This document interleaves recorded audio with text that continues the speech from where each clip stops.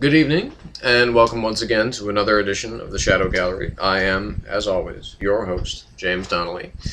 And tonight, even though we have the events of Comic-Con, we aren't really reporting anything from that end, because, I don't know, when I look at my watch, I see that it's time for new comics, bitches!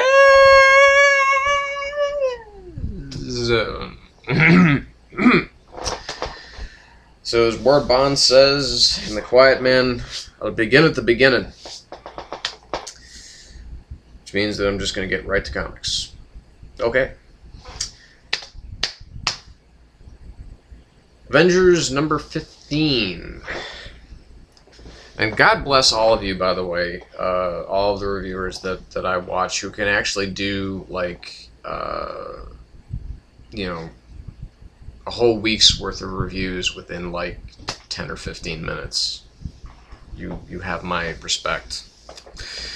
Anywho, so Avengers number 15. We got Bendis and Chris Picciolo doing the art on this one. This is, you know, it's more talking head stuff. Post Fear itself, some interview. I'm hoping that somebody is actually revealed eventually as the interviewer, although probably not. But it's essentially what we're dealing with here is a situation where Spider-Woman, Jessica Drew, is really looking for her place within the Avengers, kind of her defining moment, if you will, of being an Avenger. Because she doesn't feel that she's really had one. She actually feels that she was a better brainwashed Hydra terrorist than she is as an Avenger. Well, that kind of changes this issue. Because can't really call her Spidey. So Spidey Woman, Ms. Marvel, Hawkeye, and the Protector are all sent to Brazil to deal with the serpentified Hulk. And, you know, obviously those were the only people that could be spared to go on this particular mission as far as the Avengers were concerned. Because, although, well, you know, Ms. Marvel and the Protector are certainly qualified as big guns, I would say. But Spider-Woman and Hawkeye are definitely more of the, you know, slightly, you know, Spider-Woman is more than above average, and, you know, Hawkeye is still only human. So, anywho, so it comes down to ultimately a Spider-Woman almost solo going toe-to-toe with the Hulk. And in the process, they save a busload of kids from the Hulk, basically just by not winning the fight, because it's a fight that's impossible to win when you're dealing with the Hulk, really, and you're dealing, you know, you don't have your big heavy hitters like Iron Man or Thor that are there. So it really, it's about stopping the fight. It's about preventing further fighting. So, I mean, it's not winning or losing, it's just stopping it.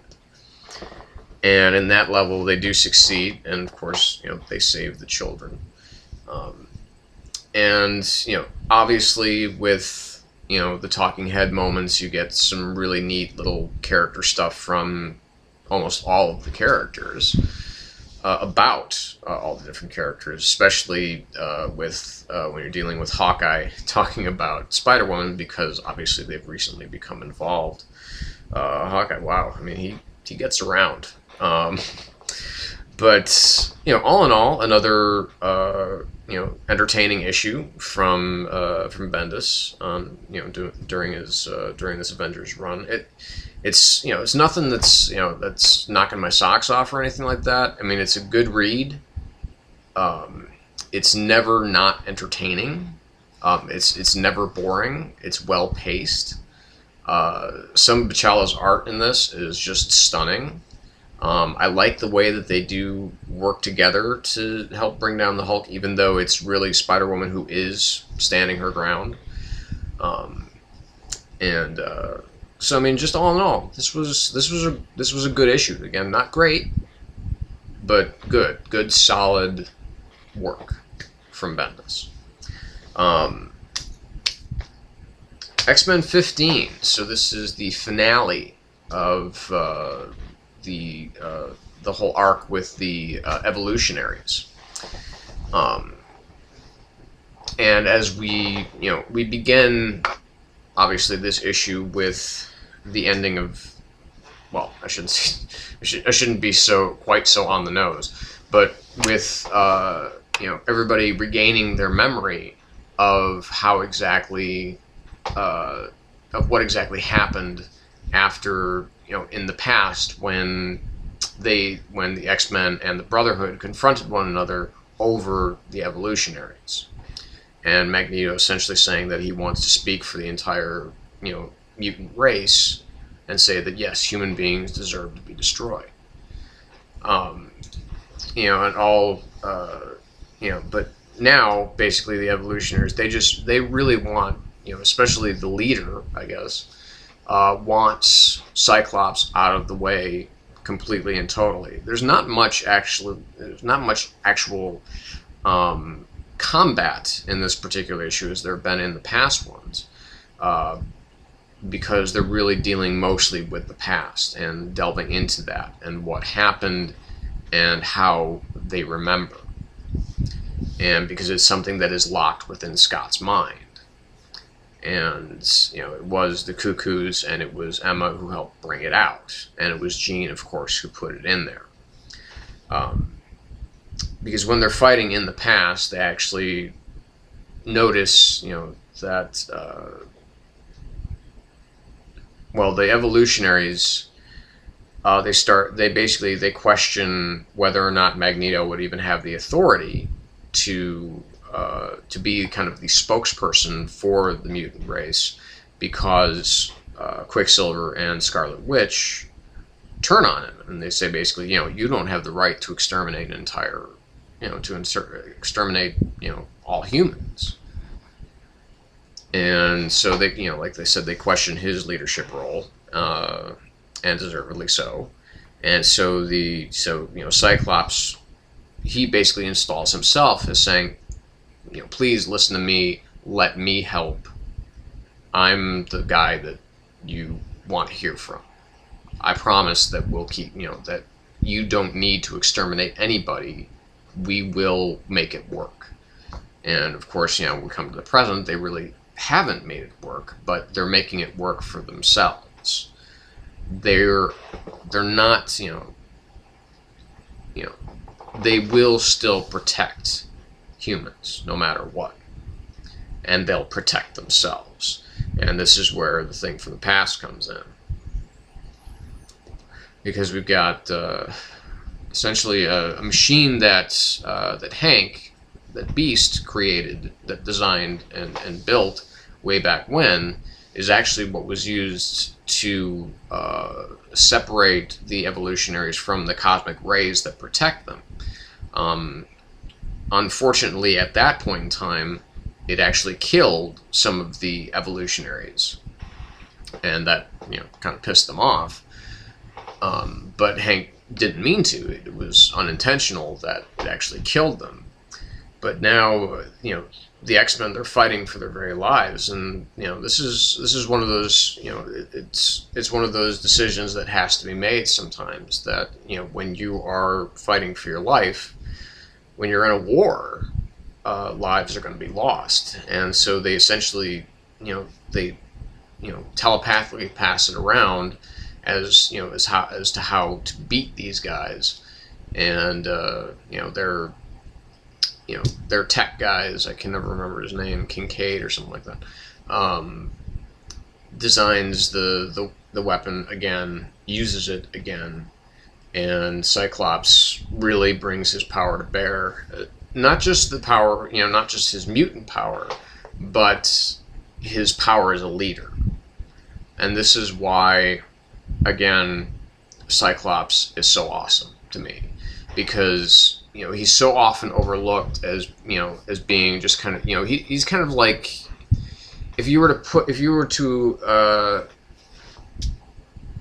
make an analogy to another character, a lot of people see Cyclops as kind of like either maybe the Captain America or the Superman of the X-Men. Is that he's the boring leader who's always trying to do the good thing and the right thing, and that's why, with Superman, the Batman is cooler because Batman's the darker one. It's the same kind of thing with Wolverine. Wolverine is cooler because he's the darker one. I don't agree, especially, in either case, that, well, no, that's not true. I do think that Batman is cooler than Superman, but I don't think that Wolverine is cooler than Cyclops, and you've heard me say that a number of times, and I will continue to do so. So anyway, they win the day, and Chris Yost has just done a great job with this arc. It is really all throughout. It was terrific reading. I was really on like the edge of my seat all throughout, and he really made it work. Paco Medina doing a great job with the current art. Dalibor Talajic does the then art. That's really good too. It infuses kind of, not necessarily a Kirby-esque style, but it is, it's not, they do definitely delineate the two times style-wise pretty effortlessly. And that's also, just another real high point of this book. And this arc. So, I mean, this was terrific reading, and overall, I love this this series. This particular arc, I should say. So I'm gonna waste a minute or two talking about, because this came free with everybody's comics this week, which is shit. Kind of see it's the reboot of not the reboot, whatever, the renumbering of DC Comics. And it's got a lot of descriptions in here for a lot of the work, and it's got it's got a, what, 1, 2, 3, it's got it's like a 5 or 6 page sneak preview of the first issue of Justice League, the Jeff Johns, Jim Lee Justice League, and the art for that looks pretty impressive. It looks, it is, it's just interesting looking stuff. Batman meeting Green Lantern for the first time. So it is interesting to wonder what exactly is going to be, going on here. But, it gives a rundown of pretty much each book, from Justice League to Justice League International, Aquaman, Flash, Wonder Woman, Batman, Detective Comics, who's going to be doing what, who's going to be writing what. As far as I'm concerned, the ones that, now I actually pre-ordered through Things from Another World or tfaw.com. They're having a special, which is basically 50% off of all of the number ones, all 52 number ones. So it comes out to $80, which is a pretty good deal, although there are definitely, obviously, easier ways for some of these, and I think that some of these I don't really care about, to be quite honest, but there are some that I do.